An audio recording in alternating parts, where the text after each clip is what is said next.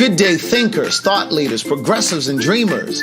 I'm Craig the Writer Stewart, and this is So Much to Say YouTube TV. These are my thoughts in my voice on black shit, white shit, gay shit, and everything in between. So Much to Say YouTube TV is the place that you come to learn and grow, because we discuss socially relevant things mixed with a splash of humor. If you know you have tissue paper feelings, this probably isn't the channel for you. But and however, since you're here, I just need for you to do two things. Hit the like button, make sure you hit the subscribe button, and turn on that little bell so that you get the notification every single time that I go live or upload something new. I'll see you soon. Bye. Good day, thinkers, thought leaders, progressives, and dreamers. I'm Craig the Writer Stewart, and I'm inviting you to join my Patreon. Don't know what a Patreon is? It's my official video diary with only exclusive content that you won't see anyplace else. It's easy to join. Just visit patreon.com/Craig the Writer Stewart. Here's what you'll find on my Patreon. A day in my life, whether that's dinner with friends or a typical workday. Live Q&As with members of my Patreon about each episode of the T.S. Madison Experience and what I was really thinking. I'll even bring you on vacation with me. The video will make you think that you were right there. And last but not least, for all of my aspiring writers, I give you first-hand, one-on-one, personalized attention, answering all of your questions about publishing and self-publishing. So what are you waiting for? Join now. Swipe up or visit www.patreon.com/Craig the Writer Stewart. I'll see you soon. Oh, and one more thing. Don't forget to subscribe to my YouTube channel. That's youtube.com/Craig the Writer. Do it now. Good day, thinkers, thought leaders, progressives, and dreamers. I'm Craig the Writer Stewart, and I want to introduce you guys to Revive Superfoods. And there's a promo code especially for you. Just visit revivesuperfoods.com and use promo code Craig the Writer. And I'm going to show you how to make a smoothie. And Action. Okay. And I'm going to show you how to make a smoothie in 3 simple steps. All you have to do is take the top off, take the seal.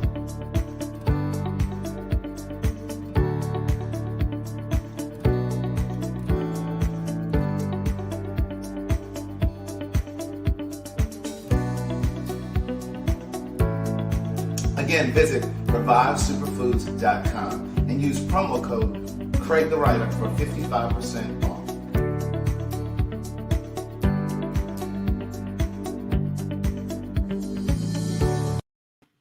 Good day, thinkers, thought leaders, progressives, and dreamers. I'm Craig the Writer Stewart.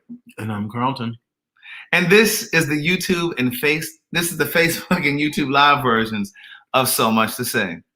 These are my thoughts in my voice on black shit, white shit, gay shit, and everything in between. JB said, let me finish curling my invisible hair as these commercials roll on. No, Rita, the smoothie does not already come blended. Somebody make GED. Somebody make room for her over in the GED section, please. Well, listen here. Now, how they gonna blend up the smoothie? Y'all have your drinks? We got champagne. We have champagne. I may have had one, but we had sushi. And I'm not a white wine fan normally, but we had sushi, and I was like, red wine's just not gonna go with the sushi. So the closest thing we had to white was champagne. So here we are. What do you guys have? What bottles do you guys have? We have Chardonnay. Do we have a Cabernet? What kind of wines do you guys have? A Shiraz. A Malbec. Those of you in the GED section, I'm sure you're drinking Moscato. Or is it a red blend? White Zinfandel over in the GED they section. have Kool-Aid. Okay, well, that's good for you. Some of you are drinking that Tampico juice that's really thick and heavy when you swallow it. This is Le Bon Bath and Body. This is the lady who has the oil. Right. I don't know if you saw that. I don't know your real name. I just always say Le Bon Bath and Body. But one day, Malt Liquor, you guys did not get the memo when we said Wine Down Wednesday. It was about a week. It was about a week or two ago. Carlton, he was getting out the shower and was like, "We don't have any more of this, because we use your stuff when we get out of the shower." He's like, "You need to make, phone call." He said, "Can you email her and let her know that we need some more of this?"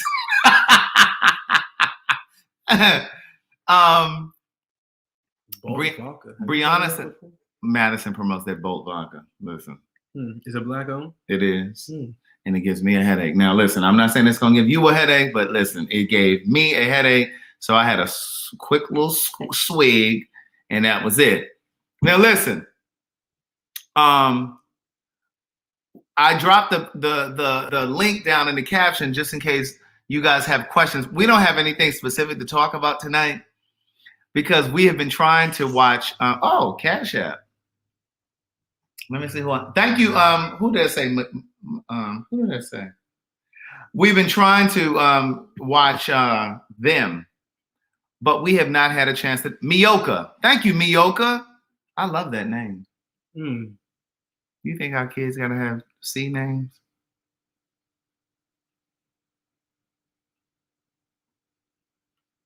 That was a question. It would make sense.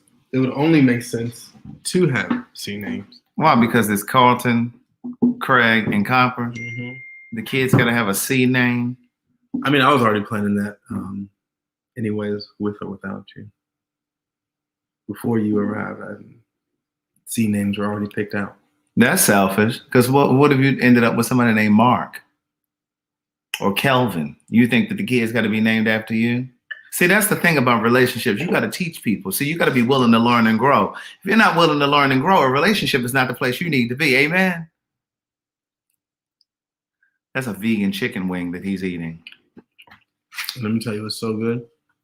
It really is. He was just saying a moment ago, thank you very much, Alicia M. He was just saying a moment ago, if we had a party, do you think the people hold one? I rotated you once. He does not know how to split the camera 50-50. Well, I'm used to just being here by myself, just like you thought. Just like you thought the children's name was going to be named after C. I'm used to being here by myself. First of all, you already said it was going to be C, so we already had that conversation. So I know. Don't act brand new for the people. And look, she said Carlton, Copper, Craig, and Crystal. Her name is Crystal. But look, quiet. Sorry, baby. There's not enough room in the bed for you. Quiet as is kept. No, she's saying that's the name of the children. I thought she was trying to just slide herself in there. But quiet as is kept. I already started a list of children's names in my phone. So did I. You did? We went over this. Let me see yours. We've been over this. Thank you, Chris G and Alicia M. I think I said Alicia already. Can you hold up one of your wings and show them? These look like real wings. They look like chicken nuggets. Chicken nuggets. And he was like, if we had a party, do you think that people would know that these aren't real chicken nuggets? They're juicy. They are juicy. So we got the barbecue flavored ones and we got the buffalo. Right. Connie Crawford, that's a new name. She said, that is why I'm in a relationship. Y'all see how the shoulder just... Oh, sorry. I'm sorry. I'm sorry. Somebody said, so y'all planning kids before the wedding? We're not planning kids. Y'all know y'all... His mama planning kids, though. Right. She sent the text message yesterday. I've been doing that for the past 4 years. Look, Nisi said, let us pick the children's name. No, you ain't going to have our kids walking around with these ghetto names. Thank you, Miyoka. She said she's feeling generous. Come on, somebody. Amen. Amen. Hey, girl, hey. You want to thank Chris G? Can you stay on my phone? That's between me and Chris G. Thank you. Thank you. Craig, Carlton, and Chloe. You guys don't have to send me anything, but I'm very grateful and I feel blessed that you guys feel the need to send me a little something, some change to get me through the week. Somebody said, are those Fruffalo wings? What does that mean? Like fake chicken. Oh my God. Somebody said, I pick good names. I name a couple of people. Cairo is a nice name. I like Cairo. Just don't name it COVID. Oh, you know what, Tanisha? I was going to call you today. And I was going to call you because, excuse me, those of you that are on my Patreon, you know that I have started my little house hunting process. And I went to a community today. So I took you guys along. But I was going to call you today, Tanisha, because, to talk business. Tanisha is a realtor. Tamaria, thank you very much. She said, I'm about to order the second book. I will be shipping orders out tomorrow. So if you order tonight, they will go out tomorrow. I have not found a hotel yet for my birthday. Well, yes, I did. I just booked it. Right. You just lied. I forgot. I just booked it literally before we got on here. That's why we were 2 minutes late. COVID day show. No, you're on the phone with your mother. Yeah, I was talking to my mother. And see, I haven't seen Married at First Sight tonight, but I got Carlton watching the Australia version, and I caught up on it today. Tanisha, yes, I'll call you tomorrow. If I don't call you by noon, call me, because you know I might forget. But what's she saying? But yeah, I was trying to be on time, and I came downstairs, and it was 9:30, and there was no light set up. Computer wasn't out. You didn't bother to go in and get the light. I had to pour the wine. That's your excuse. It's Wine Down Wednesday. That's your excuse. And look, quiet as it's kept, he forgot that we were doing this. It dawned on me, and I was like, you told them people that we were going to do a Wine Down Wednesday. Not them people. That is not how I meant it. Now I understand what white people mean about you black people. You make everything racial. You people. Right, you make everything racial. Right. So anyway, listen, I dropped the link down there. Somebody said, Alex said, thanks, Carlton, for being on time. You know, tomorrow we were going to talk about that, but you know, it's Wine Down Wednesday. Yeah. And so we decided that that's a little too heavy to talk about tonight. I was on the way back from getting the food. I was like, we should talk about it. I was like, oh, maybe not. Yeah, I was like, you trying to get people fired up and ready to go. Right. You know, when you have alcohol already in your system. No, Stacy, I haven't. So if you could email me, that would be great. But here's the thing. Here's what I will tell you. What's up, Marcellus? Hey, boy, hey. What I will tell you is I just don't know if I believe that she mixed up the taser and the gun, because she held the gun out for a few seconds. So at some point you didn't see the gun in your line of sight. You know, I'm an advocate for looking at both sides of the story, and my heart wants to say that, you know, it wasn't an accident, but at the same time, it could be. We're only human at the same time, you know. I know, but white people they've been showing their goddamn ass lately. Yeah, I know, and it just could have just been one of those situations where it truly was an accident. Now the world's not going to view it that way because of and that's what's hard, right? You know, so you know, because even in the video, it was initial. Her reaction was like, "Oh my god, I just shot him." So, but listen, but that could have been either she didn't realize that it was a taser, or she didn't realize that it was a gun. No, right. It was a gun, or she accidentally pulled the trigger. But see, here's the thing. I'm a reformed set worker. And so I used to call the credit card company like, oh my God, I have no idea what happened with my credit cards. Somebody used my credit cards. Knowing full well I had done it. Now, here's what I would say, just playing devil's advocate.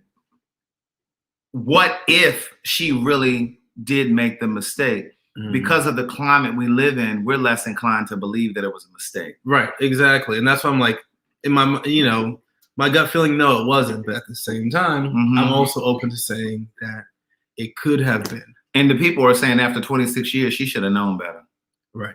And I just feel like, you know, Queen Bev, we're about to pull you up in a second. But my thing is, again, in the heat of the moment, adrenaline rush, let's just say it was a black cop and a black kid.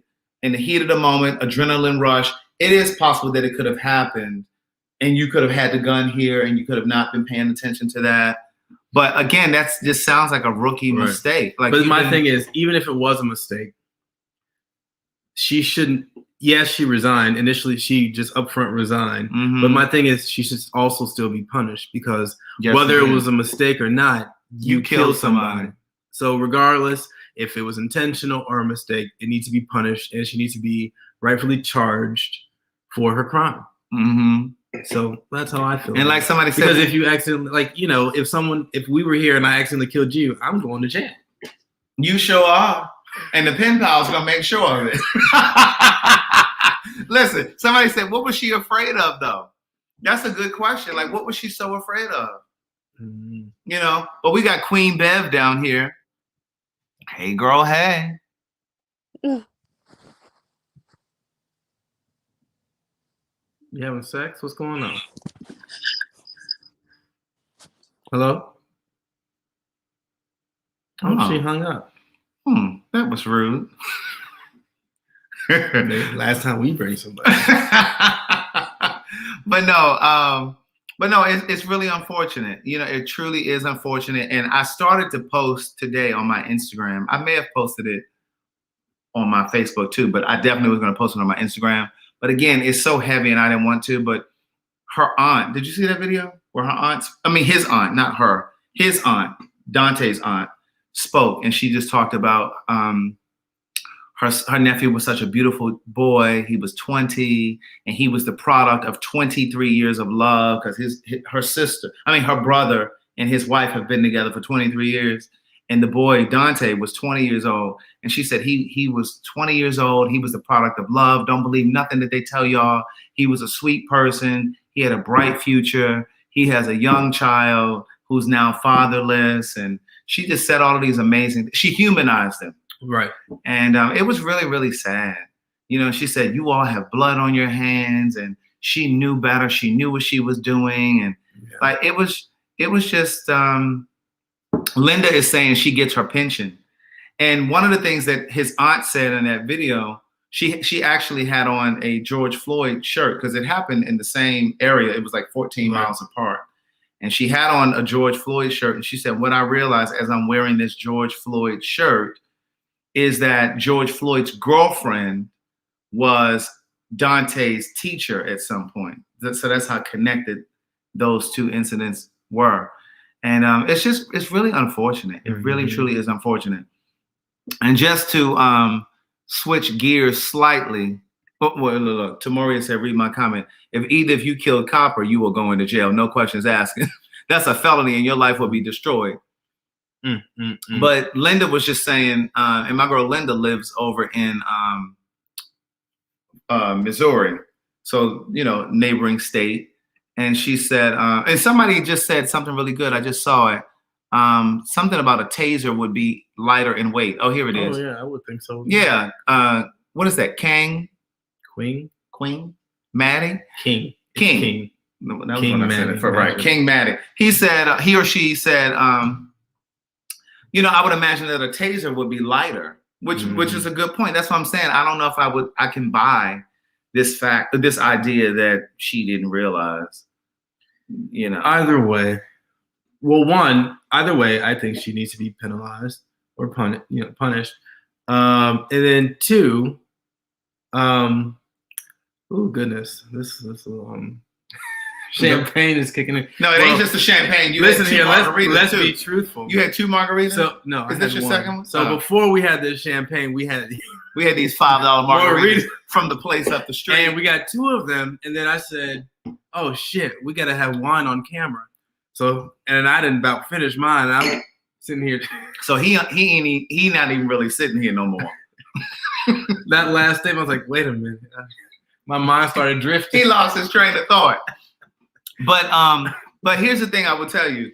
It's interesting because today, you guys know I'm a fan of The Breakfast Club. For those of you who don't know, it's a radio show. It's a syndicated radio show out of New York. But they broadcast on. Oh, I remember what I was saying. Okay, sorry. So I was saying, you know, she needs to be penalized, but also I really, really hope that she doesn't think that just because she resigned the next day that she's gonna get let off the hook. Well, like Linda, and I hope that they don't see it as, oh, you know, she resigned, she's really sorry, you know. Yeah. No, hell no. They still need to take her ass. Well, I did see that they put it. They want another county or somebody else to try her case, so that it's more put it in a different jurisdiction. Yeah, exactly. So, but like Linda was saying in the comments, she still is entitled to her pension because she's been there 26 years. So she's entitled to a pension unless they strip her of it. But I've said this before. I don't care about that. Just take her ass to jail. Well, I don't think she should get a pension either. Well, because if you go back several videos ago, I don't know, probably about a year ago, those of you that have been following me for a while, I said this in another case. I don't remember what case it was. But if they start punishing these cops by stripping them of their pensions and all that kind of shit, then they'll make more better judgment. They'll make more better. That was terrible. It's the alcohol. Sometimes I just can't. I wonder what I see. Excuse me? Sometimes you what? It's all right. But interestingly enough, today I was watching The Breakfast Club, and the whole thing with Cheryl Underwood and Sharon Osbourne came to surface today. Someone said that was GED worthy. Wasn't it GED? No, they said it's the Baltimore coming out. The other day where you said, "Oh, excuse me," we were over at we were over at Leonard's house, and you had done something or said something. You're like, "I'm sorry, that was the Baltimore." I said, "Yeah, the Baltimore comes out every now and then." I don't remember what I did either, but I said every now and then the Baltimore comes out. So for those of you that he calls, to be in the GED section, he there sometimes. Okay, that's exactly what I was gonna say too. The Amber Geiger's thing that was in Texas. Wasn't that in Texas? When she entered, remember she was the cop and she lived on a floor below or above the guy, and she went in his apartment and she shot him. Talk about she thought she was in the wrong apartment. No, bitch, you ain't think you was in the wrong apartment. No. You know what I mean? It didn't smell the same. It didn't like, come on. When you walk in your house, you know when it's your house. Yeah, you know the difference. And I will say this. There have been instances, those of you that have been following me for a while, when my car was repossessed, I had come out of my apartment, but what happened was the day before or a couple of days before, I had drove into the parking deck, and you know how your mind is just always going and you're not really thinking. And before I knew it, I had drove to the level above my level. My mind was just kind of racing. I was just thinking about stuff, and I went to the next level, parked the car, got out of the car, walked down the hallway, and I was like, oh wait, this ain't my floor. I had to get back in the car and drive down a level. So then, like weeks later or whatever, my car was repossessed.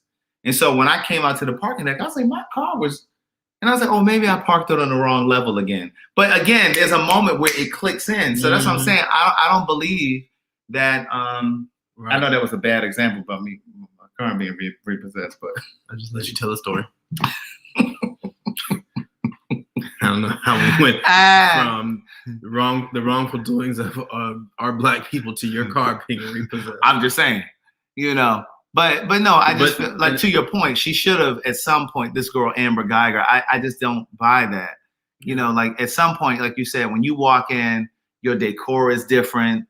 The smell of your, everybody's house has a certain smell, right? Good, bad, or whatever. It's not yours. Yeah. It's always, I thought this, I thought that, and it always conveniently happens with black people. Yeah, you're right. And then did you see, this should probably be a lot, we should make it a little bit more lighthearted after this. But one of the biggest ones that made me so upset is, you remember that video I think I sent you or showed you, where the woman, they thought they were looking for a guy, and they thought it was in this older black woman's apartment. She was a nurse. And she was naked. And she was naked. You showed me. They broke into her house, or they barged into her house when she was naked. And, looking for somebody. And she kept yelling and screaming that you're in the wrong house. And this woman had just gotten out the shower. She had just come from work. Right. And she got in the shower. Either she was getting in the shower or just got out the shower. She was in the shower when they came. And they ended up handcuffing her naked. And all the cops are all male in the apartment with guns. And she's sitting there naked. She crying. She's just asking, like, what are you looking for? They would not tell her what they were looking for. That irritated me. And eventually, one of the officers, I think it was a female officer, maybe just took a blanket and then threw it on her. And covered over, right. But she kept saying, but she was a social worker also. She was a social worker for like years. And she kept, like you said, kept telling them that they would not let her get dressed. Right. You're in the wrong apartment. You're in the wrong apartment. And they were looking for someone in her development. But I think it was like next door, across the hall or something like that.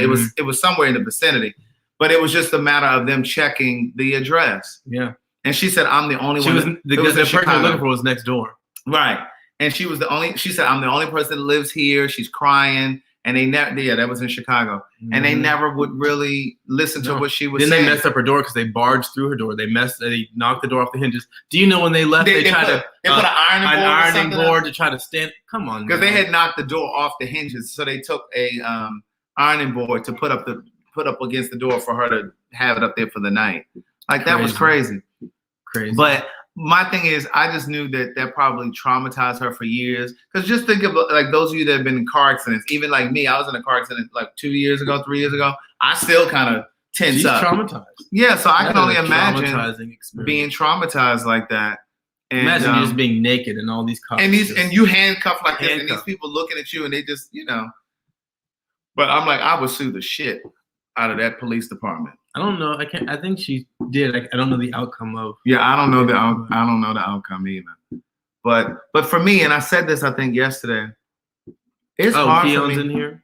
It's hard for me to watch a lot of this stuff. But it is important for us to be in the know.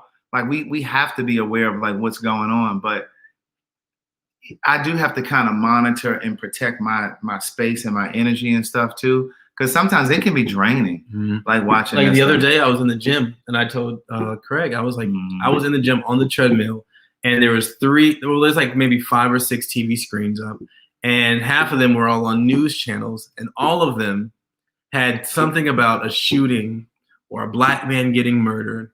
Like, it was all three different news outlets, but they all were about shootings, and they all had to be related. They were race related. And I'm just like, if you just really just stand back, it's like, what are we going through right now? Yeah. It is scary. It is scary. Yeah, it's definitely a lot. Whew, America, child, the ghetto. But what happened was, I was watching the Breakfast Club, and Cheryl Underwood actually spoke out about what happened with her and Sharon Osbourne. And she basically explained, she opened up the show. I don't know if it was today or yesterday or when it was, but the talk came back, and she spoke about it, and she said that and part of what she was saying was, and the guy that was on there, the therapist that was on there, I think he's a PTSD something or whatever he is, or no, he's like a race relation something. He went to Hampton. Really? He went when I was there, but he was saying, I'm gonna drop the link again. Somebody's asking for the link. But interestingly enough, she was saying that she didn't want to be labeled the angry black woman. So she was trying to keep her mule. And then when Sharon Osbourne went on an interview with the black guy from E.T., what is his name? Kevin Edwards or something like that. She said on that interview that she had text messaged Cheryl Underwood and she never responded. So then today, Cheryl Underwood said that she didn't respond because she knew that the whole situation was under investigation, and she didn't know if it was appropriate for her to respond. But she was basically saying that she didn't want to look like the angry black woman because she knew that it was easy for the tables to turn and shift and look like she was the villain or what. Kevin Frazier, thank you so much. I said, who did I say? Kevin Edwards. Kevin Frazier, thank you, Charlotte. And so she basically she acknowledged that. But Charlemagne said something really powerful, and he said she should have just reacted the way that she wanted to. He said, because when have black people been rewarded for not responding or acting out? He said, we still get accused for shit. We still get mislabeled. So she may as well have just shown her goddamn ass. We just sometimes become more tolerant. Right. So he was like, she should have just, acted and felt what she felt. It's a crazy world. Listen, I've dealt with the police on 2 occasions where I feared for my life. Really? You tell me about them. One, so it was, I can't remember if it was actually high school or if I was visiting back home from college one summer. But I was driving to a friend's house, and it was on the bad side of town. It was, I wouldn't say bad side of town, but it wasn't the best side of town. This is in Ohio. Yeah. And back then I had a Garmin GPS before the phones. And the Garmin told me to make a right turn. And I made a right turn. And next thing I know, literally within less than 10 seconds, I see the sirens and the lights. I hear the sirens and see the lights behind me. And I'm confused. I'm like, well, what's going on? So the officer pulls me over right in the residential area. And he says, "Do you know why I'm pulling you over?" I said, "No, sir, I do not know why you're pulling me over." He said, "You made a right turn on a one-way street." I said, "Oh, did I?" I was like, I didn't realize. I was like, and then it was so funny was because the Garmin still showed, it still said make a right turn, and it still had like the street highlighted.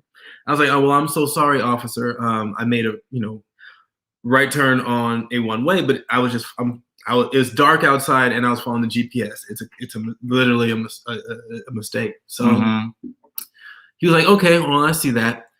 He said, "Well," and then as he's saying this, another cop car from the front of me pulls up. And so basically at this point, they've pitted my car in between two police cars, right?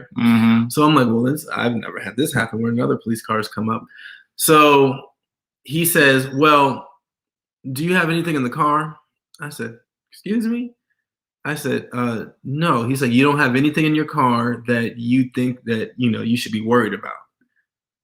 And I think I was in high school, actually. I was like, no, like I wasn't really privy onto what he was trying to get at the time. I was like, "No, I do not have anything in my car."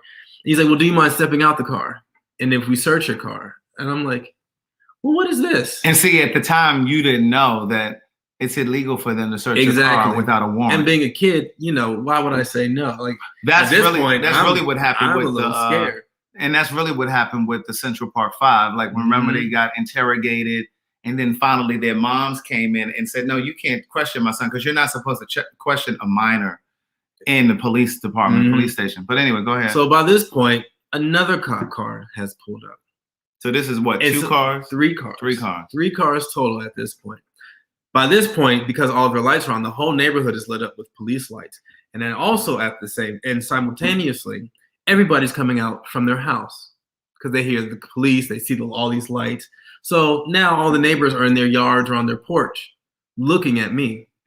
So I step out the car. I'm like, there's nothing in my car. I step out my car and he's like, "Now, before you step out, are you sure there's nothing in your car?" "Sir, there is nothing in my motherfucking car. I don't do drugs." Nothing like that. So I step out the car. And so there's about 3 officers searching my car. And they're going through pulling everything out from the console to the glove compartment, looking under the seats. They're pulling everything out. And so the guy ends up, the police officer who originally pulled me over, searches me, nothing. And then he looks at my driver's license and he said he sees where my address is, and it's it was in the suburbs at the time. And so he's like, "Well, what are you doing way out here?" I said, "Well, I'm trying to go see a friend of mine."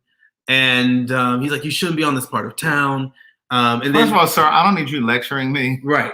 So I mean, it's none of your business where I'm going, despite where I'm driving from.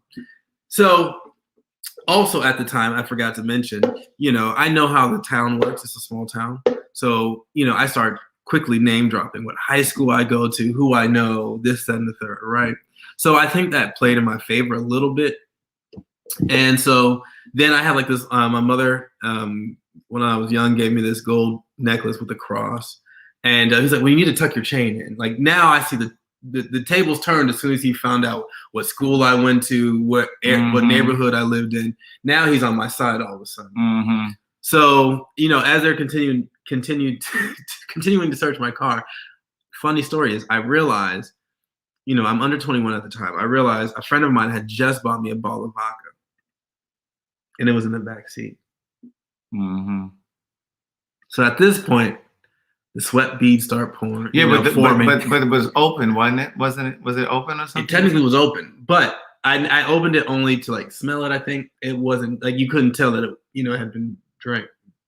So, because I don't think it was actually. Just the seal was broken. So at this point, I'm like, "Oh shit! I didn't lie to the cop. I told him there was nothing in the car." I'm thinking, "Shit, I'm going to jail tonight." And my mother didn't even know where I was. I think I had lied and made up a story of where I was going. So I'm like, if I go to jail, this my ass is grass. So the cops go in the back seat. They pull out the bottle. They said, "Do you want to explain this?" Oh, sorry. They were like, "Do you want to explain this?" And I said, "Oh, I'm now trying to think of a quick lie." And I said, "Well, that's actually my best friend's. his parents are very, very strict, and he was just wondering if I could store it in my car, so that he's going to pick it up tomorrow. So I don't really know if they believed it or not, but he basically said, well, if you just pour it out here in the street, it's fine. So that's what I did. And so they found nothing besides that. They let me go. At this point, you hear all the neighbors grunting because they ain't shit pop off. So they all start wobbling or hobbling back inside their house. Like, when I tell you, that's probably one of the most embarrassing things I've ever experienced. Mm-hmm. My God. So Kimberly asked if I've ever experienced anything like that. And yeah, I did. I think only one time, though. The thing that comes to mind, it was like 3 years ago. And I was right down from my house. And I think it was a holiday weekend here. It was like a Labor Day weekend or something like that. So, the gays come in town by planes, train, automobile, and parachutes. The gays descend on the city. And so it was like 3 a.m. Right. Really quick. Someone said, thank God they didn't really plant anything on you. I was like, and that's before I even knew they could do shit like that. But they could have easily done some shit like that. And I might not even been here. Who knows? And so I was on the phone with my friend Richard. I was talking to him on the phone, and I was sitting at a light. Mm-hmm. And you know how there's a crosswalk. So my tire may have been like on the first line of the crosswalk. Because like when I stopped at the light, it was changing from green to yellow, and I just stopped instead of going through it. So my front tires may have been like on the first line of the crosswalk, right. But I was just sitting there. And mind you, this is one of those long lights. Sometimes the traffic light is a little long. So I've been sitting there probably like 30 seconds or a minute at this point, and I'm just chit-chatting with my friend Richard. He's on the phone. Mm-hmm.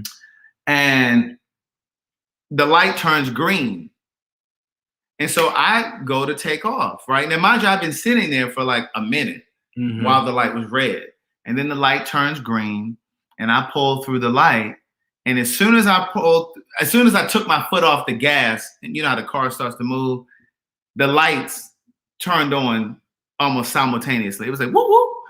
And I was just like, and I'm talking to them, well, they can't be pulling me over because shit, I was just sitting at a light, right? Mm-hmm. And sure enough, I was thinking he was going to go around me, but he didn't. He followed me through the crosswalk, and there was a CVS at the next corner. And so I pulled into the CVS.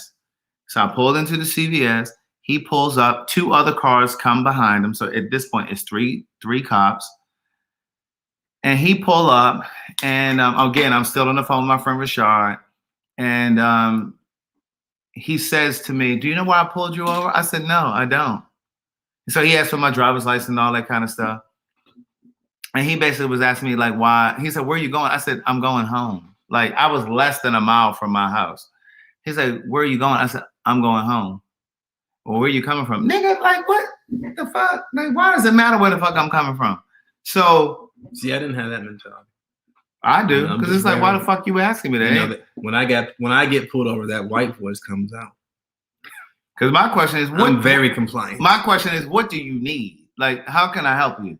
And so he's like, well, do you know why I pulled you? I was like, no. He said, well, you were kind of in the crosswalk. I said, that's why you pulled me over? I literally said, that's why you pulled me over? Because I was almost through the crosswalk. I said, but I was sitting at a light. And so, like I said, it was 2 other cops. So it was a total of 3 cops. And he ended up letting me go, but he did give me a ticket. And I went to court and they threw it out. But I did go to court because I do believe in going to court, And I'm just like, what the fuck you pull me over for? Like, I'm sitting at a light. But I was so annoyed. And my friend Rashad was like, what is he saying? Because I had my AirPods in. And he was like, what is he asking you? What you saying? Right. We don't have no white voice in Baltimore.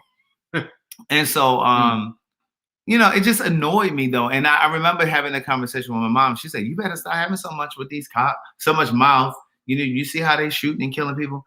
But I mean, and I can honestly say I've never thought about that. Like, I've never thought about, like, oh, they could shoot me right here. Like, I don't think like that. Like, when Black people talk about, like, I saw something today, in fact. I don't think 10 plus years ago they were shooting.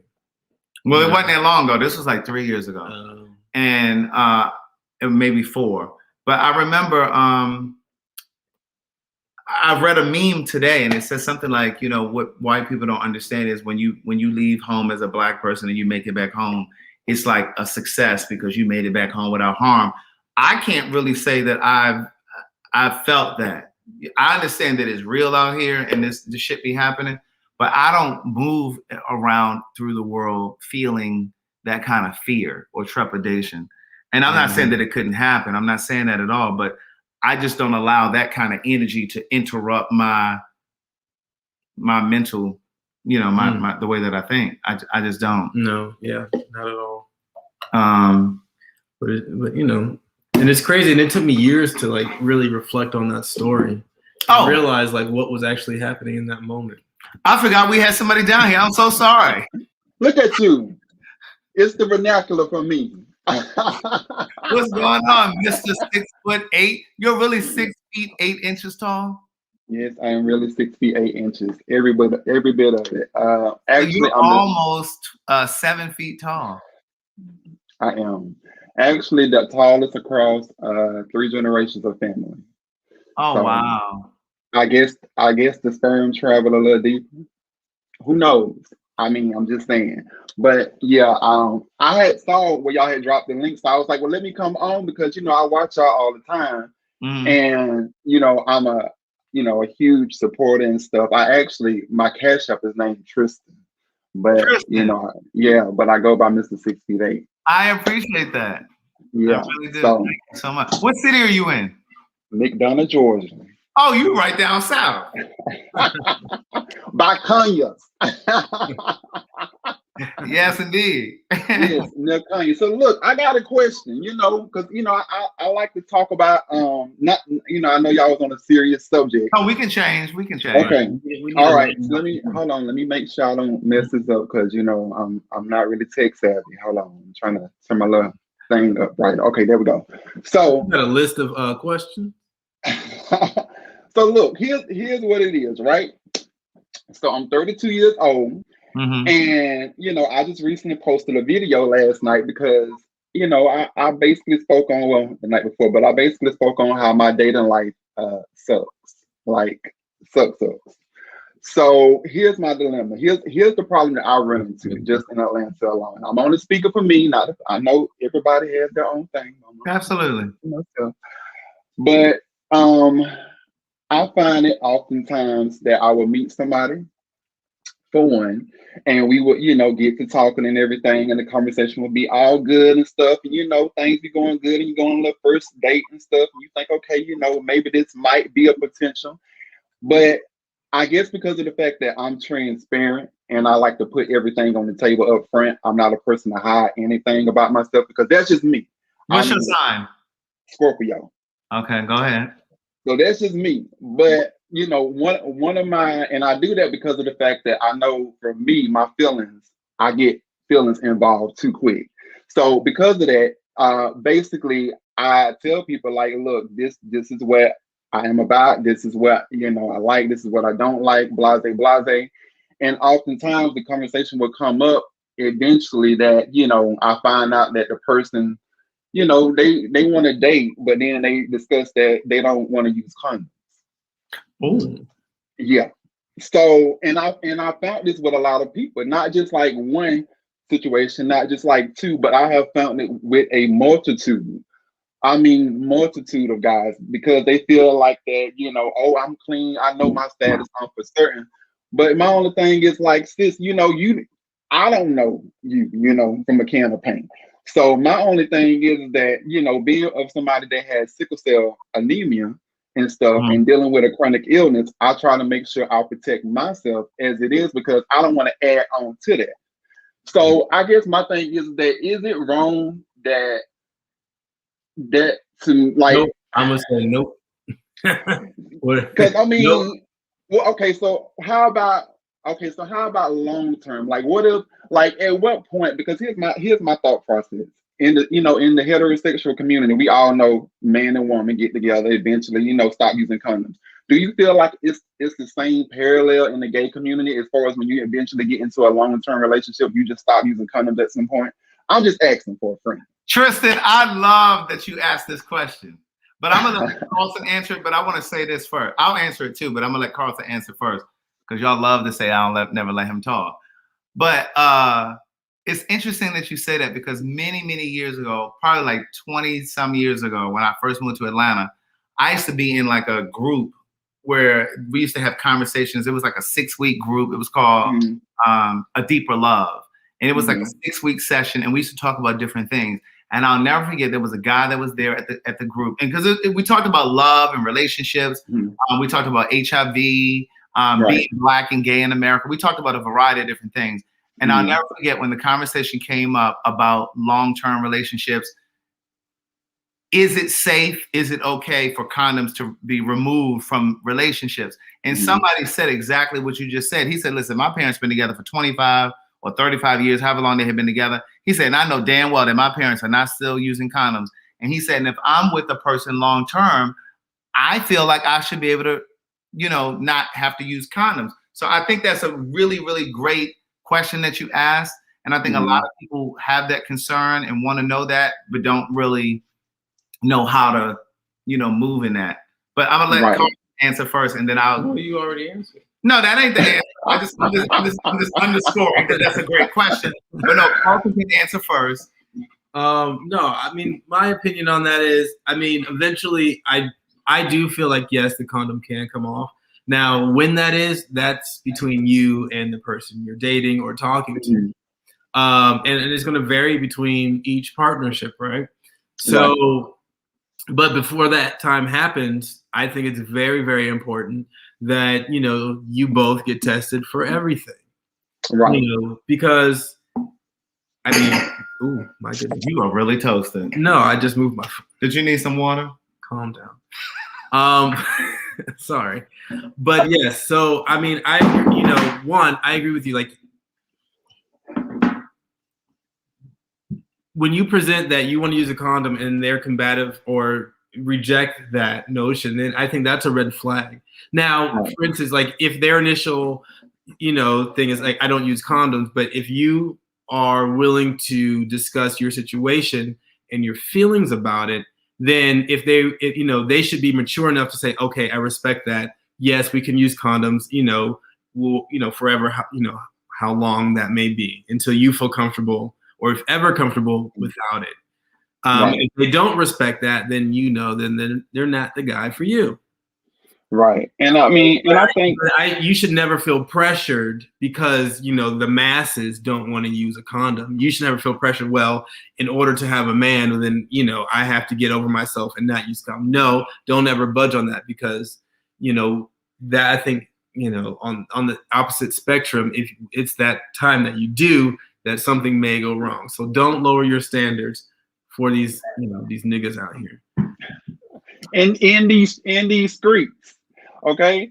And that's my only thing because, like I said, I'm transparent. I'm the person that I know my weakness is. I catch feelings. So the last thing I need is to be out here busting it down with Tatiana one time and then come back and be like, I done sit here and done slipped up and made the okie doke because I done sit here and let somebody, talk me into something because of the fact that I feel like, well, dang, I'm never gonna meet anybody because I keep running into, I literally keep running into this wall. And I feel like even though I've dated guys that have been HIV positive, I'm very much aware of HIV and everything that comes along with it and stuff. But my only thing is that I just feel like that especially in Atlanta, I can't speak for anywhere else, but in Atlanta, there's so much promiscuous behavior going on that it's really hard to, I guess you would say, find someone that really truly is just solely focused on a relationship. And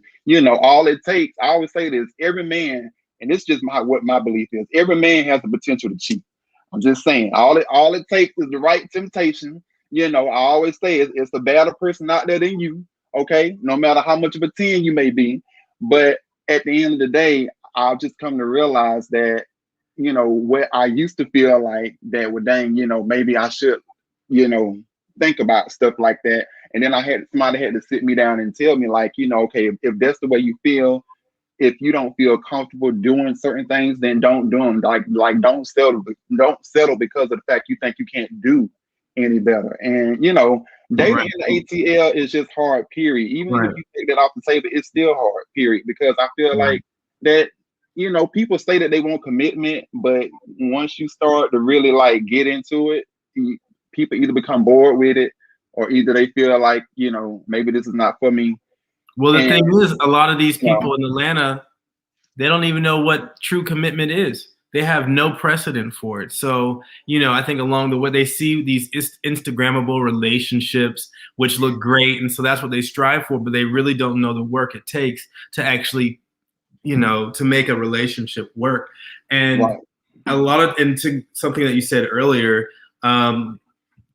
in regards to feeling like you have to like lessen yourself to be with somebody, that's another thing that's big in our communities, because we feel like it's so hard to get in a relationship. So sometimes we make ourselves so vulnerable to certain situations and feel like, well, this is all I deserve, or this is, because I feel like I'm attracted to this person. It's going well. Well, he might be abusive, but it's okay. I'm in a relationship. So sometimes we put ourselves in less than ideal situations just for the sake of finding love. So, Right. I think it should be it's really important for us to know our self-worth and realize that, we are better than that. So that's all I have to say. You ready for my answer? Oh God. I already know it's the vernacular for me. Okay. I have so much to say. I agree with what he said, but in addition to what Carlton said, I will say this to you. Sometimes the penalty of being a person of substance and quality means being single just a little bit longer, because you're not willing to put up with the bullshit that comes every single day. I was single for 9 years. What year is this? 2021? We got to go to 2020. I was single from 2011. So it was 9 years that I was single.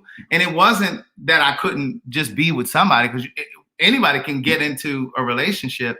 It's staying there is the challenge, right?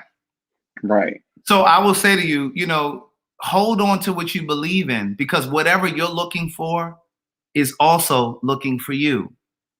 And you have to trust your instincts. This is the third thing I would say to you. Trust your instincts. Trust your instincts. Like, I used to really, really be afraid of that same thing. Now, I will be completely transparent with you and tell you that when you're in a relationship, at some point, the condoms will probably disappear, right? It will probably be removed from the relationship. But you have to trust your instincts. You have to really, really trust the person. If there's any ounce of doubt, then do not go against it. But what if the situation is he doesn't want them to be removed? Well, then if you don't want the condoms to be removed, then trust your instinct. Then don't do it. Because I believe that the person for you is going to be okay with that. That's not going to be a deal breaker for them. Right.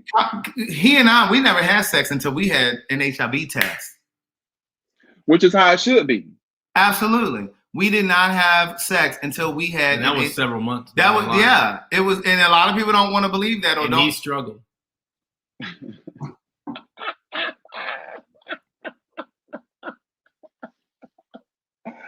He struggled. I mean, I did. Because I was like, well, can we just go and get this fucking test and come? Because I knew, listen, here's the other thing I don't want to tell you. And I don't know if the statistic is accurate today, but at one point, for every single person that knew their HIV status, there were 9 other people who did not. So when people tell you, oh, I know my status and I know I'm negative, fuck that. Because a lot of people don't know it. And they're going to tell you knew it 8 months ago, but you fucked 10 people. Exactly. And a lot of times they don't even go back and get the results. They don't even go back and get the results. So trust your instincts. Like don't allow anybody to tell you, oh, I went and got my test results. Fuck that. You need to go and get. Let me explain something to you. When we went and got our HIV test, we actually had to go and buy the home kit because this was in the middle of COVID. So we couldn't go to the community-based organizations. We couldn't go to a place to get the free test. We both had to spend $50, and we did that home test right here at this table that we're sitting at right here. Wow. And the reason I'm saying that to you is, don't allow somebody to say, "Oh, I know my results. I went and got my results." No, you need to be there right there with them when they get those results. Because I have heard of situations where people have said, where people have fabricated fake results. They've handed a piece of paper that they didn't Photoshop or some shit. No, you need to be there when those results come up, right? So trust your instincts. Don't be so anxious. Don't be so desperate. Don't allow loneliness to cause you or force you to make a poor decision out of loneliness. Just hold on. You know what I'm saying? Because again, whatever you're looking for is looking for you. So just hold on. I agree. And then I only had one more question. I'm gonna hop off here because I don't know anybody in the back waiting. But I just want to ask because, like I told y'all earlier, I know me. I am the type that sometimes a whole tends to sometimes get caught up and run from 0 to 60. So what? Because at this point, I don't even consider 6 months. To me, I just don't, because of what I've experienced in the past, a relationship. Like I feel like that's a situationship, but I don't feel like it's early enough to say. And I know everybody runs at their own speed, but I guess because I've learned from my own past mistakes and I've identified that sis, you tend to track a little too fast. You need to kind of break the pace a little bit just to give yourself time to really get to know the person. Because what if you get involved with this person, it's like now you done gave this person your all in a 5-month span and it didn't work out, and now you open their bucket feelings in the bucket and you don't trying to move on to the next person. Like it's so much stuff that comes with it. So like, do you feel like that when like I said, I know y'all may have, like, as far as when y'all officially made it official, but do you feel like that there is a certain time frame to say, okay, maybe it's time to start thinking about things on the other side of a situationship as it pertains to the term, as far as from like when you first go out on the first date and y'all start seeing one another and things like that? Well, for me, and so I'll go first this time, and then I'll let Carlton tell you his perspective. For me, and just to go back to what you were saying a moment ago, what I think happens is sometimes we run when we should really be walking. Right? So with that being said, before I met him, before there was a Carlton, I had already decided what I wanted and what I needed. Right? And so I personally believe that whatever it is in my life, whether it's my career, whether it's my business, whether it's relationship, whether it's love, I believe that the energy that you put out, it has to come back. So if that energy is good energy, that's what's going to come back. So I don't move in the space where I worry about cheating or being done wrong. Now, sometimes I have those dreams and we talk about my dream. I'm like, I had a dream last night, the such and such, but I don't move in that space where I'm worried about, what's going on and, whether or not you're going to, I just don't live in that world. Right? I believe that the good energy that I intentionally put out in the world, whatever that is, that's what's coming back to me. Right. And so once he and I started dating, once we met and we started going out, I don't get caught up in this idea of, well, we need to be together for 3 months and and then we need. No, for me, there was nobody else in my space, in my atmosphere when he came along. Now he was kind of, but see, here's what I know to be true.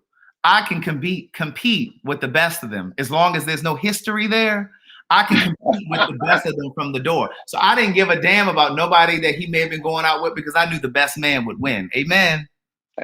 Amen, somebody. Amen. So don't get caught up in whether or not, once we make the 3-month mark or the 4-month mark, or don't worry about that. Let your heart and your instincts guide you.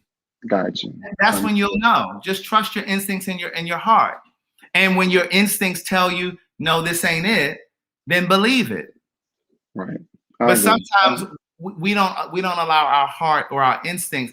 And again, and this is not a plug, but in Book of Jewels, I talk about that, like being able to separate your instincts from fear. It's important to be able to distinguish between the two because your instincts will always tell you, but you need to know whether or not it's your instincts or if it's fear, because those are two different things. Right. You got to learn to trust your instincts and pay attention to that. Understood. Well, I do thank y'all a lot. I'm sorry, my bad. Oh, okay. I do thank y'all a lot, and like I said, you know, I definitely admire you two as far as a couple. I think it's refreshing, you know, and just, you know, keep it up, and just know that somebody's always watching. And thank y'all for having me on. Well, thank you so much. I appreciate it, and just trust your instinct, trust your gut. Yes, I will, and I'm about to go floss because I already know. Yes, brush your teeth, floss your teeth, brush your tongue. Brush the back of the tongue and floss. Okay. Got it. Thank y'all again. All right. See y'all. Right. Yes, when you know your name, you got to know your name. I guess you guys don't have any more questions. I dropped the link in there. Thank you, Bianca Alston. Bianca sent the Cash App through here. Chris G. I think I may have mentioned those two names. And thank you guys who sent the super chat. Dana and I think it was Chalk Ted sent the but listen, my friend who was just on, Thomas is in here. He's been vying for your attention. He's been vying for your attention.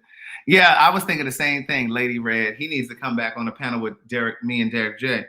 Interestingly enough, Derek J and I, this Sunday, our Gay Like Me conversation, we haven't promoted it yet, but this coming Sunday, we're actually doing LGBTQ current events. So we're going to talk about the whole Lil Nas video, even though that was a few weeks ago, but we're going to talk about that. And it was something else that happened. There was a few other things that happened. We're going to talk about LGBTQ current events. And then the following conversation that we're going to do, it's going to be the Black barbershop experience. Because listen, a lot of gays have. I wouldn't know. I don't go to the barbershop. Yeah, Carlton cuts his own hair, but there's a trauma that I think sometimes happen with going to the barbershop, like hearing straight men talk about gay men this, or talking about faggot this, or talk, you know what I mean? So, and then just the sometimes there's, I don't have it, but you know, I remember as a kid being kind of a little insecure going into the barbershop, wondering, like that whole code switching thing. We think about code switching when it comes to black and white stuff, but it also happens with gay and straight, you know, so we're going to do that conversation as well. So we will be back, Derek J and I. Any kind of minority, you know what code switching is. Absolutely.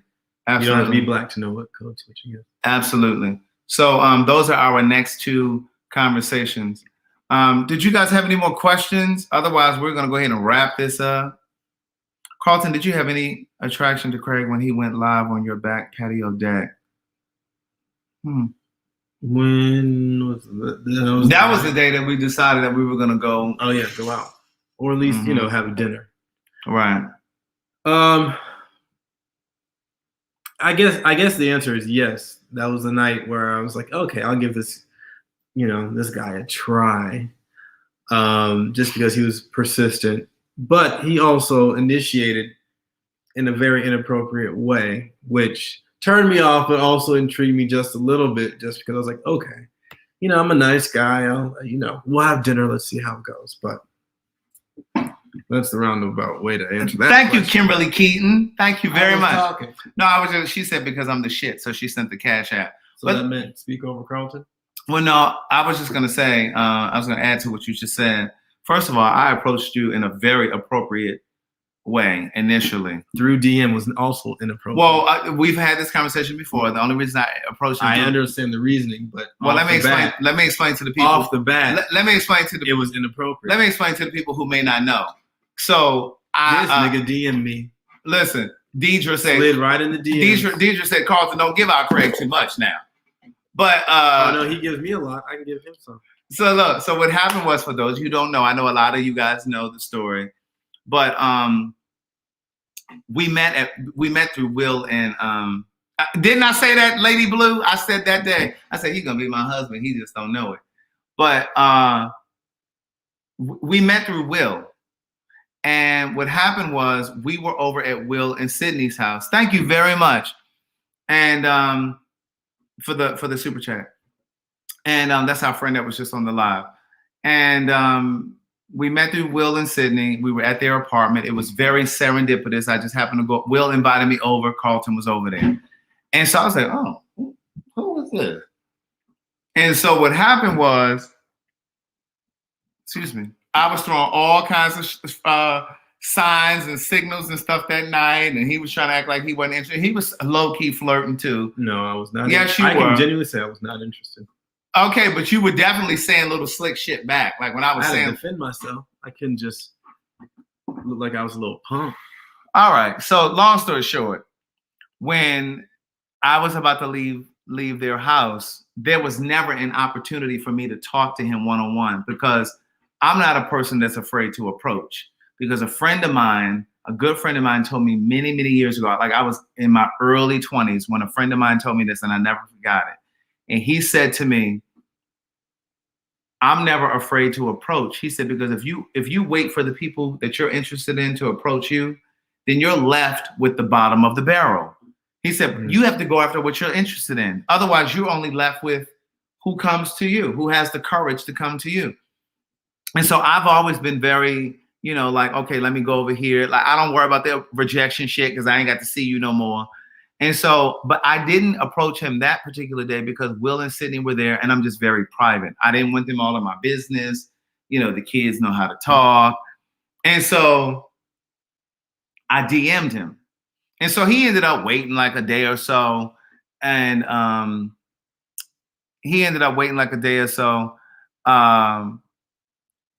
Jim, your ass about to get blocked again from this new account you set. Now keep it up. But anyway, so he ended up messaging me back like a day or so later. And we ended up talking back and forth. And he told me that he was not interested. He was only interested in a friendship.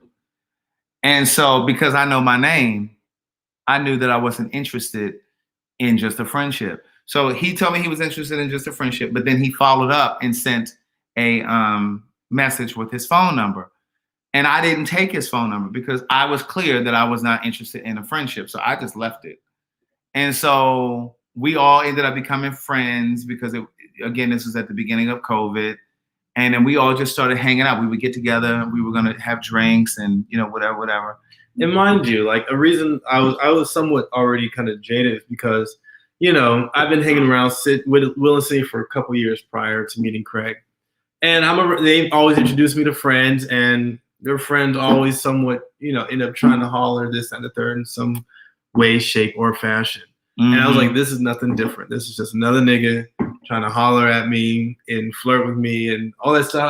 I was like, I don't want to get involved in that. We have mutual friends, and I was just like, this is the same old story. So that was really like one of my big reasons that I hesitated and just wasn't interested, period. Mm-hmm. Like, it had nothing to do with him, his facade, nothing like that. It was more so just because of our mutual relationship and my past experience of other guys in that same circle. So, but what he didn't know at the time was Will and Sydney weren't my circle. I knew them for many years, but they had been living around the corner from me at that point for 8 months. And this was my first time going to their apartment.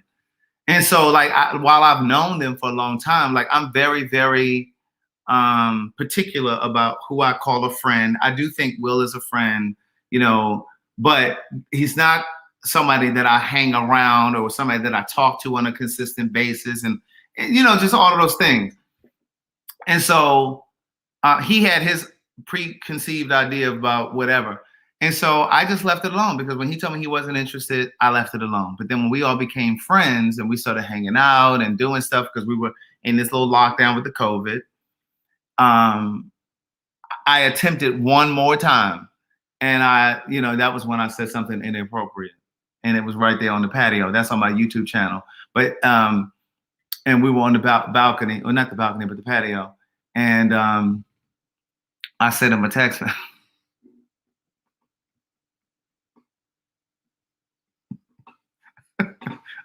He figured, well, if I can't date you, let me, you know. I said, this is just another nigga. Oh, that's my girl, Crystal Bobo. And so, I mean, just in full transparency, I sent him a text message, but can I eat your ass?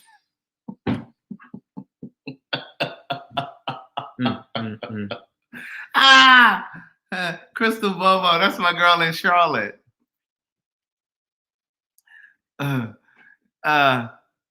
G LeStrong knew what I asked.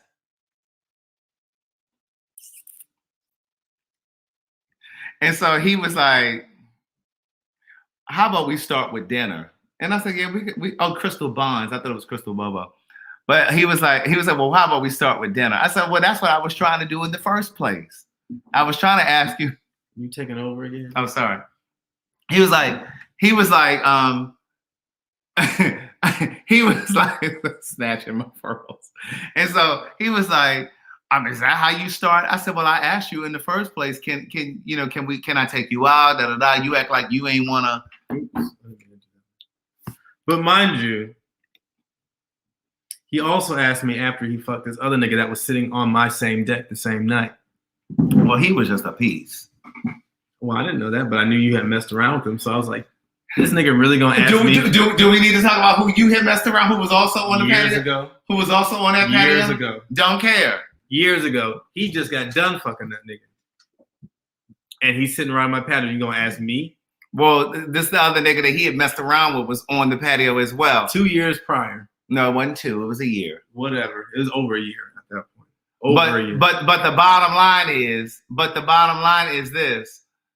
What I tried to communicate to him was that was just a fuck, right? Didn't matter at the time. It's all about perception. Well, I could have said the same thing. No, you couldn't. Yes, I could have. I'm like, you running around with them and he in the circle. And we didn't even really do anything. Y'all did something. Barely. You penetrated. I sure did. Right. And the nigga sitting right there on my deck. Well, but at that point, I didn't know anything was going to happen with you. And so we were trying for something to happen. But this is the thing. This is why it's important to leave the past in the past. I don't care if you talk about it, but this is why it's important to leave the past in the past. Because when something happened with me and that guy and you and the other guy, that was something that happened before this happened. So like you can't try to punish somebody and hold them accountable for something that happened before you even established anything. So that was my point. But it is what it is. And then he didn't even live here. That didn't make a difference. Look, she talking about what color shirt he had on. Mm-hmm. Oh my God. Yes, the past is the past. No, it was not Donald. No, it wasn't Donald. Mm-hmm. But no, not at all. They're talking about one more sip. They're talking about none of us like Donald. We're not talking about anything that we haven't discussed before. Yeah, no, he and I have talked about all of this. We've talked about all of this. So, well, that's not true. That comment you just posted. What? What did it say? Oh no! Oh, I thought you were about to click the one who said. I thought you were holding. I was holding myself. No. I didn't say I was celibate before Carlton. What I've said was I wasn't allowing like just anything in my space at that time. Like at that point, I had cut LTR off. You guys know who LTR is. Samantha said, we will find out. But I had already cut LTR. So what I'm saying is I didn't have any emotional attachments when I met Carlton. And so by the time, once Carlton and I decided that particular night on the deck that we were going to go out on the date, that was it. Like I wasn't with anybody else. And now can you say that? Right. I wasn't with anybody else. Oh, you were. No, I wasn't. After we first started going out. I wasn't with anybody. I wasn't dating anybody. No, I didn't say dating. No.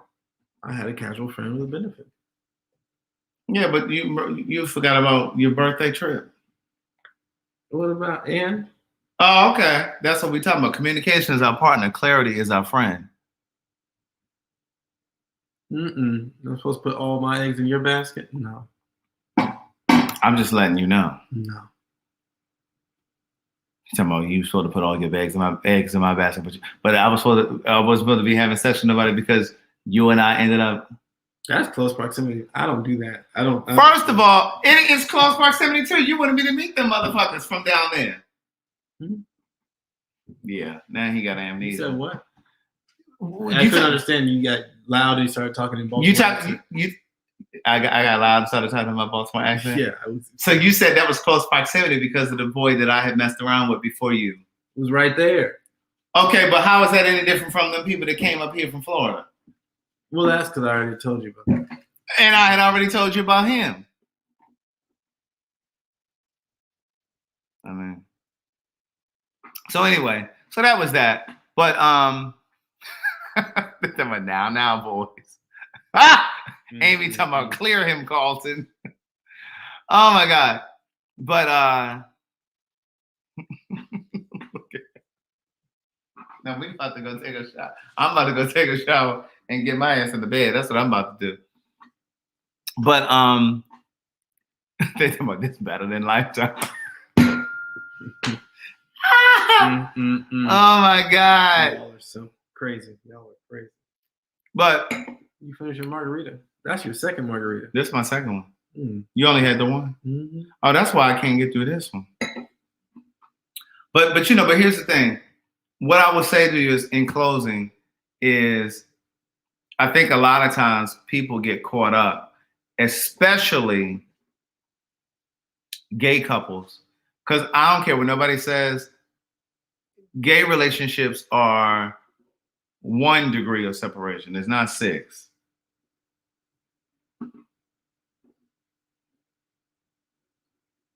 And so you can't get hung up on who, somebody dated before or who they messed around with before, because that was one of the mistakes that we made early on. Do you remember when so early on, we used to have this thing where we were like, well, if we ever go out someplace and we run into somebody that we've ever dated or messed around with, like, we need to have a conversation about it. Like, don't have me in a room with somebody that you fucked around with, and I won't have you in a room with somebody that I fucked around with, because it's like the worst thing is for that person to try to come up and say something, and then you the only person in the room that doesn't know.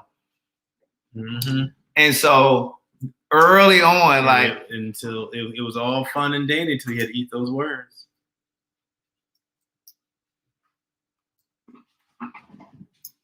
Mm-hmm. So it came a night we were over a friend's house, and we're being honest and open. And I said, "Hey." And mind you, I had told him somebody that I had messed around with first. I saw somebody that I had messed around with first. That doesn't faze me. So, anyways, I let him know. I was like, "Hey, me and that guy, it was like a one-time thing. Do you know this man got in a whole attitude? I sure did. Basically, almost left the party. Sure did. I was like, so what was the point of even having a discussion of let's always, be open and honest when you can't even handle it? But that was almost a red flag. I was like, you know what? This nigga ain't about shit. No, it wasn't no red flag. It was. Yeah. You got a whole attitude. You literally left me at the party, went downstairs by yourself, didn't tell me what the fuck was going on. Like, who does that? I was like, very childish. Cherie said, I have a question. I'm going to put the link down here. But here's the thing. What that taught me, that thing taught me that I still had some work to do. And so, the stuff that I write about in Book of Jewels, it was like, that's something that you need to still work on, because, the reality is, it was a conversation that we had that we would be forthcoming about it. And then when it actually happened, and so I had to figure out what that was, and I had to work through that. And it was just like, well, why are you so bothered by that? Because it happened long before y'all met. Like, y'all didn't even know each other. And I had to really understand why. And so what I uncovered was, and I shared this with him, and I apologize. I did apologize because I believe, again, I say this all the time, and I talk about it in Book of Jewels. Relationships are the place that we go to learn and grow. And if you're not interested in learning or growing, then you don't need to be in a relationship. And so I learned from that situation, and I explained to him that it bothered me because that same motherfucker that he had hooked up with had tried me before, and I rejected the motherfucker. And I just, it was more so about the person that it was. It wasn't so, because that same party that we went to, one of his exes was there, somebody he had been in a relationship with. That didn't bother me at all. It didn't bother me at all. They spoke, said hello. The guy that he had this hookup with, they never even spoke at the party. But it bothered me because it was like, because it was because of who he was. I didn't have respect for that nigga. And so again, it was still something that I had to work through. And it was just like, okay, I apologize. It had nothing to do with you, this, that, and the third. So it wasn't really about a jealous thing. And I think I was clear about that. It was just who it was. It wasn't that it had happened. It was the motherfucker that it happened with. So that was it. Took it out all on me. I didn't take it out all on you. Yes, you did. I was just processing. But either way, you leaving the room, going somewhere else, isolating me at a function, that's taking it out on me. Because how was I supposed to know that's what you're upset with? Right. Hey, you keep leaning over. I'm gonna have to lean back. So that was that. And once again, we're not actually these aren't first conversations. Yeah, we talked We're about just all letting that. you guys know Right. what's going on. And that was, this stuff happened, when was it? It was summertime last year. Like, this was a long time ago. So we talked about all of that stuff a long time ago, but I just think that it's important. And this is why I've said to you guys so many times before, that I want us to have this kind of a conversation. I don't know if it's going to be on a live or if it's going to be on some sort of a bigger forum, but I really want to have this kind of a conversation because I think there are people that are just like us. Right. These are like real relationship These are real relationship issues. And I think really, these kind of conversations needs to be exposed because one, because we're still standing here, it shows how or teaches how to get through these situations. And it's very simple. It's just open communication. Right. But I think a lot of people fail or fall apart. Right. Because if we were really petty enough, we could have fallen apart just because of that situation. I could have gotten mad. I could have gotten mad because he was mad. And it could have blown up as like, you know what, this ain't the nigga for me. But, I can say in almost the year that we've been together is that no matter what's happened, we've always been able to talk through it and get through it. And, here we are. Mm-hmm. And y'all sitting here watching us now. So right. But no, it's true. And I think that, and one of my favorite shows is Married at First Sight. And when I watch that show, and he now watches it with me sometimes, but the reason that it's such an interesting show to me is because when those two people realize that they have a connection and they like each other, it's almost like you see their emotions becoming raw, and you can tell that they really are starting to fall for the other person. And sometimes when you're when you start to fall, well, girl, if my voice is aggravating, get your ass off the channel. Like, what the fuck you here Why for? Why are you responding to these people? Because I just happen to look down and see it. Let me go ahead and block you since my voice is aggravating. But but the thing is, you're paying energy to the wrong thing. No, I'm blocking her. But the thing is, keep them watching so that you're unbothered. but the thing is, I just feel like when I watch Married at First Sight, it's like these people, once their feelings start to really come forward, they start to kind of self-sabotage the relationship. And I think that's what we sometimes do in real life. And so the truth is, I want to have these conversations with you guys. Like when, what's his name? It wasn't Travis. What was his name that came on the line with us just now? It was Mr. 6'3". Right, Mr. I can't remember your real name. I'm sorry. 6'8". But it was like Travis or Tevin. No, I don't remember. I'm sorry. It was a T. But like he was saying, like I want us to have these kind of conversations because I think sometimes people need a roadmap You know what I'm saying? Because we have Tristan, we have these same kinds of issues and stuff too, just like everybody else.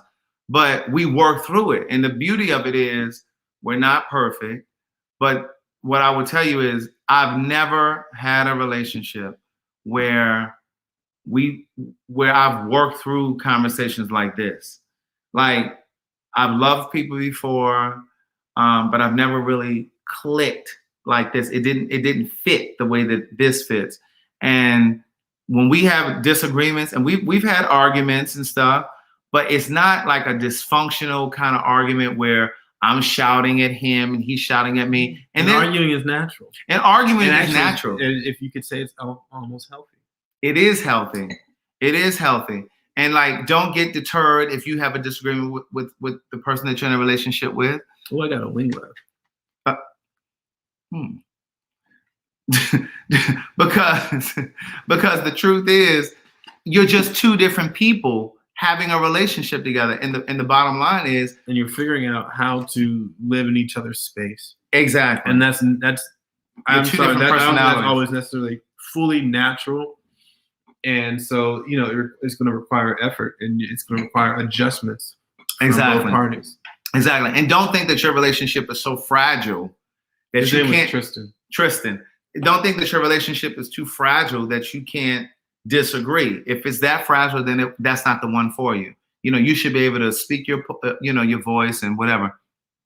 So Cherie said, how do you make your partner comfortable? Like, just because a person is interested in you doesn't mean you're necessarily interested in them. I love my mate. I can't help who may be attracted to me.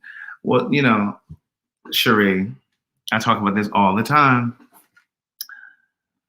A person should come to you as whole as possible. You can't pacify a person's insecurities, because the truth is, if a person is insecure when they get with you, you're going to spend the entire relationship trying to validate them. You're going to spend the entire relationship trying to prove to them that you love them, that there's nobody else, and I only want you, and oh, I wasn't looking at her or him in a certain kind of way. You're going to drive yourself crazy. You're going to drive yourself crazy. You want to be a partner, not a therapist. Whoever that is that you're with, they need to go lay down on somebody's couch and get those issues through and figure out why they feel so insecure. That's not your job. That's not your responsibility. You're not a therapist. You're not a therapist. So again, they need to come to you as whole as possible. Now, we all have issues. We all have traumas from previous relationships. I think we've shared with you guys in the past, like some of my previous traumas, some of his previous traumas. And those were things that we had to work through when we got together. When we first got together, they were, copper right down here up under my feet. When we first got together, there were things that he would do that had nothing to do with me. It was his own fears from previous relationships. And just like I had my own fears, we all have that. And so I had to figure that out. And I didn't take it personally. Like when he would say certain things, because like he had this thing where he would say, well, if you don't like it, take it or leave it. And finally I said to him one day, I said, listen, that's not going to work for me. I said, you can't keep telling me that. I said, if you really are serious about this, you cannot say that to me anymore. But not only did I just say that, I got to the bottom of why he says it. And so he was saying it because of past relationships, things that had happened in past relationships. And so, again, like, that's not your job. That is not your job. I mean, it's not to say that it's going to be perfect right from the front, you know, right off bat. It's not. You know, there are some things that, you know, I think both people have to grow. Both people have to grow. And that's why I say all the time, relationships are the place that we go to learn and grow. Right. If you're not interested in learning and growing, there's a fine line. There's a fine line. If you're not interested in learning and growing, then a relationship is not where you need to be. You need to still be single and working on your stuff. So Alex Vanderbloom said, Carlton, how do you deal with Craig smacking when he eats? Let me explain something to you. When you love somebody, that kind of picky-yoon shit, picky-yoon. It still gets on my nerves, trust me. Really? Trust and believe. Really? I hear every smack, every piece of saliva that gets flicked under that tongue. I hear it all. Somebody said, we're here for Craig smacking, okay? But let me explain something to you. It don't stop him from telling me he loved me every day. You know, I just fingers crossed that shit changes. But if I was still smacking 20 years from now, is that going to bother you? Is there going to be enough to make you No, leave? but you know, I can only pray. You think there aren't things that you do that irritate me? No, I'm sure there are. That damn floss picking and shit he does. He floss his teeth. And Listen then, here. hold on. Yeah. He floss his teeth and then he leave the shit in my car in the little handle right here in the door when you open the car. It doesn't matter. It's in my car. Like, why do you leave a floss pick? Anyways, he said his flossing gets on his nerves. But listen here, I went to the dentist and she said, "When's the last time you've been?" And I haven't been to it was the end of 2019 because COVID hit. And so I hadn't been, the dentist was closed down. Then I started working and I went to LA. So I hadn't been to the dentist in like November, December of 2019. She said, "You haven't been to the dentist since 2019? I said, "No." She's like, "Oh my gosh, your teeth are in amazing shape." She's like, "I don't even know why I'm sitting here flossing or using, what's that little pick that they use that scrapes your teeth?" Mm-hmm. So I don't even know why I'm using this because nothing's coming off. So I'm talk about my flossing all you want. But these teeth right here, I didn't say anything about you flossing your teeth because I end the lives every night with brush your teeth, floss your teeth, brush your tongue. So I don't mind that you floss, but you got damn floss picks laying on the table, on the countertops. so what's it, 20 years from smacking? 20 years from now, the smacking won't be as loud without teeth. My girl Liz, I'm gonna block you. But wait, Bacardi, that's it. That's picayune. That's the word I use. That pettiness, that worthlessness. Oh my God. That my girl Liz says 20 years from now, we won't be there won't be any teeth to be smacking with. Oh my God. $1.90. Thank you, Jackie. She The said, table he ruined is still in there. oh my God. D-Ness, cut it out. Don't bring that up. It's still in there. I got a book covering it. Maybe it'll be my birthday gift. What? A new table. No. Mm-mm. Well, y'all heard it. You can't even see where that thing was. You burned It's the principle. floor right here. You burned the floor right here. You love to amplify that I burned the table. And I didn't amplify it. You bring that up all the time. I don't. They brought it up. Between Book of Jewels and having these conversations, Craig, I think we may have some relationships and some good people need. Absolutely. Y'all hate copper smacking? You can handle copper smacking. Listen. Shh.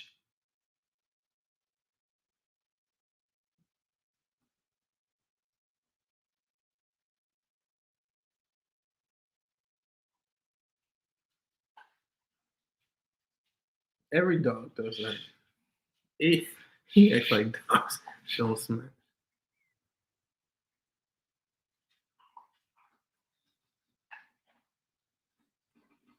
That's not smacking. That's eating. Listen, if you can handle that, that's eating hard dog food. I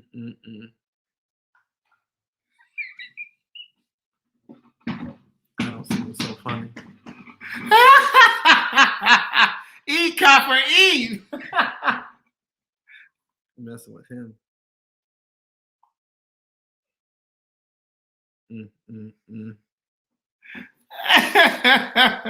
Bacardi said, I hear it. Look, if he can tolerate that. I just need you guys to pray for me. My girl Les says 2 smackers. Oh my God. That is too funny. Copper said, the hell with y'all. Oh my God. Oh my God. Y'all can hear it. Y'all can definitely hear it. Someone said, I paid for the house to burn.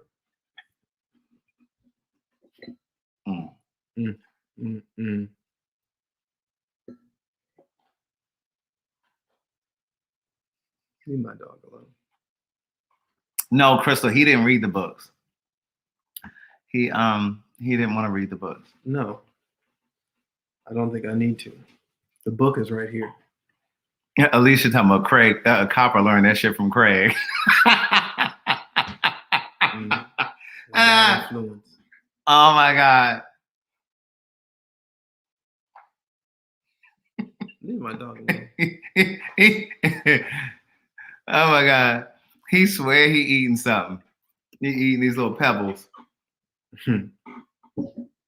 Anyway, listen, we're about to get off of here. You guys have an amazing. Right. I gotta make money in the morning, so I need my rest. Craig has not been letting me rest these past couple days. You want to be up watching this, watching that.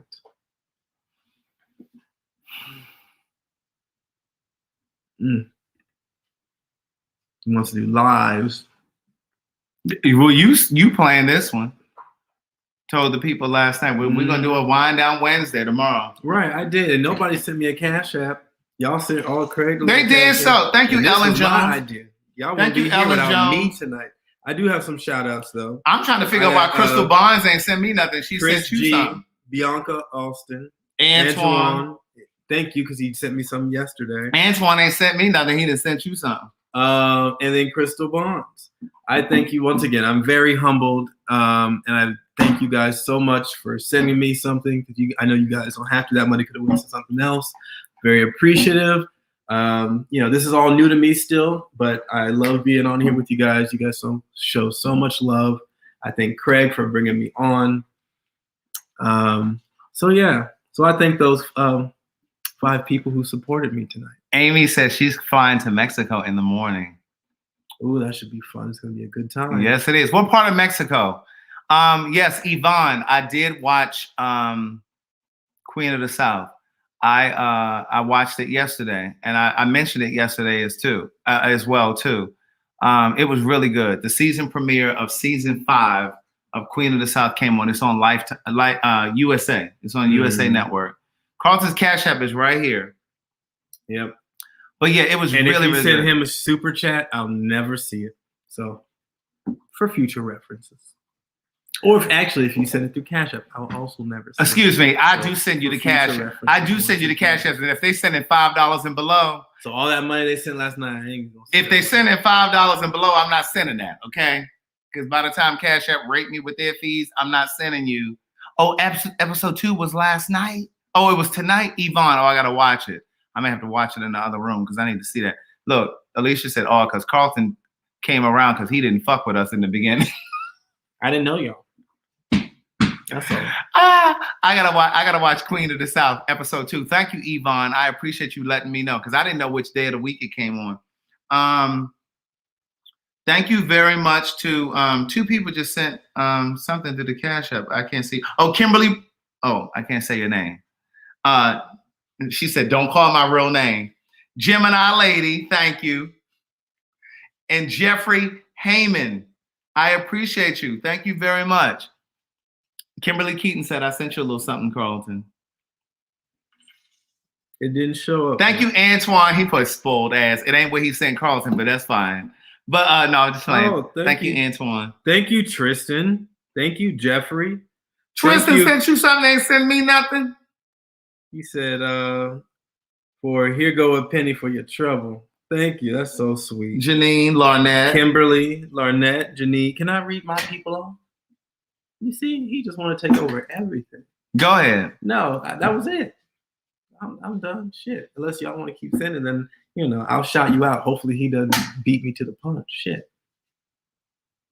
Look at Keon. I know this is your show, but goddamn, flip over. Look at Keon talking about Craig. You owe me some back fees for Cash App. Niece, first of all of them people that subscribe to you, they belong to me. So you owe me a percentage of every YouTube check that you get. It ain't much, but I still want it.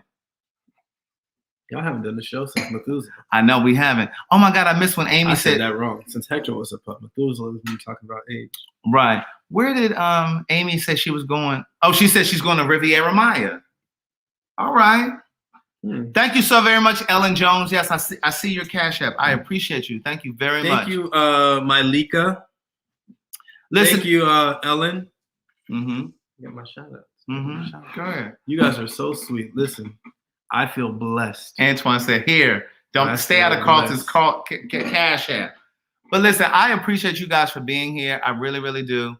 Hopefully we said something that helped you, that supported you, assisted you in some way. What's tomorrow? Thursday? I hope our mistakes and our lessons teach you guys something. Right. Because that's the goal. Yeah. That's the goal. Oh, tell them about the honest hour. And then The we'll go. honest hour, yes. Please continue to send in your products for the honest hour. If you do not know what the honest hour is, it is a platform that we have set up for you guys to have your product promoted. So all you do is send in your product. Is the PO box up scrolling somewhere? Oh, let me put the PO box up here. If you have a business, a product, most likely not a, just a product, please send it to us and we will review it for what? For free. We will review it for free and we give our honest opinion on your product. We'll cover your labels, the actual product. We even sometimes test out your product. So we cover it from head to toe. We break it down. We tell the people about it. And a lot of times, right, because it's live, people will go right on your website or however you set up your product to be purchased. We'll go right on there and purchase it. Isn't that crazy? Exactly. And guess what? It's free. So it's just a good opportunity for you to get in front of new customers. Exactly. And so it's us supporting small businesses, Black businesses. We're all in this together. We all need to support each other. So that's all we're doing, guys. Yes. And you guys have an amazing night. Thank you guys for being here. Yes, Keon and I need to set up a live. We need to do a live. But anyway, you guys have an amazing night. Brush your teeth. They don't let this Lady Ankles thing down. Right. Hey, Loves and Facebook group came over to YouTube to say hi, fam here. So listen, you guys have an amazing night. Brush your teeth, floss your teeth. Thank you, Anthony. I just got your Cash App. And Tanisha. Yes, and my girl Erica Greason sent $12. And Erica Greason told me to send you $6. I'm pretty sure you owe me about 20 now. Between yesterday and today. You work my nerves enough that, listen. You know what? I'm going to go ahead and send you this $6. It ain't really $6 because that fee doesn't have nothing to do with me. Because, I get a fee taken out of my account for Cash App. Nothing to do with me. TCM said they ordered from Body Handmade Soaps today. That was somebody that was featured on the Honest Hour last month, along with Nice Silo.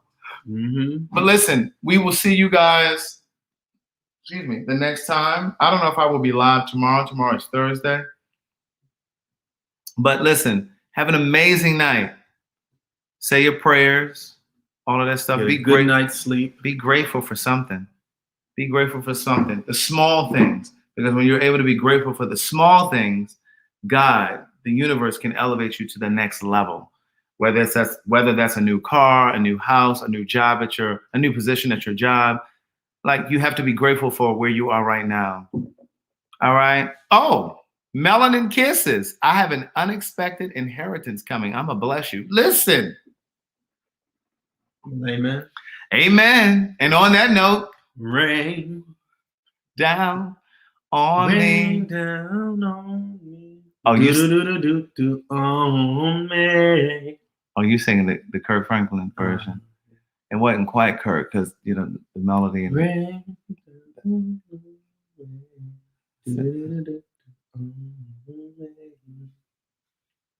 Rain. Y'all know what I'm talking about. Ain't he tone deaf? And he plays instrument. I wasn't gifted vocally, but put me on a saxophone. Man, he can play a saxophone. Anyway, bye, y'all. Play other things too. Good night, y'all.